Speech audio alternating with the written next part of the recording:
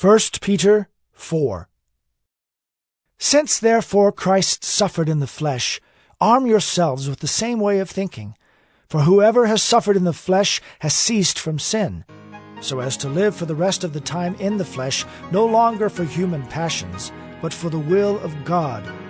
For the time that is past suffices for doing what the Gentiles want to do, living in sensuality, passions, drunkenness, orgies, drinking parties, and lawless idolatry. With respect to this, they are surprised when you do not join them in the same flood of debauchery, and they malign you. But they will give account to him who is ready to judge the living and the dead. For this is why the gospel was preached, even to those who are dead, that though judged in the flesh the way people are, they might live in the spirit the way God does. The end of all things is at hand. Therefore be self-controlled and sober-minded for the sake of your prayers. Above all, keep loving one another earnestly, since love covers a multitude of sins. Show hospitality to one another without grumbling. As each has received a gift, use it to serve one another, as good stewards of God's varied grace.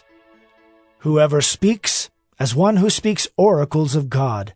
Whoever serves, as one who serves by the strength that God supplies, in order that in everything God may be glorified through Jesus Christ. To him belong glory and dominion forever and ever. Amen.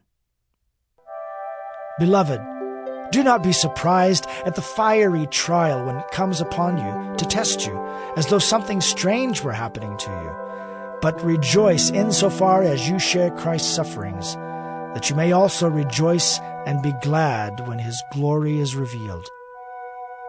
If you are insulted for the name of Christ, you are blessed, because the Spirit of glory and of God rests upon you. But let none of you suffer as a murderer or a thief or an evildoer or as a meddler. Yet if anyone suffers as a Christian, let him not be ashamed, but let him glorify God in that name. For it is time for judgment to begin at the household of God. And if it begins with us, what will be the outcome for those who do not obey the gospel of God?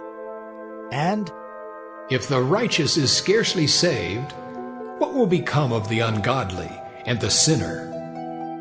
Therefore, let those who suffer according to God's will entrust their souls to a faithful Creator while doing good.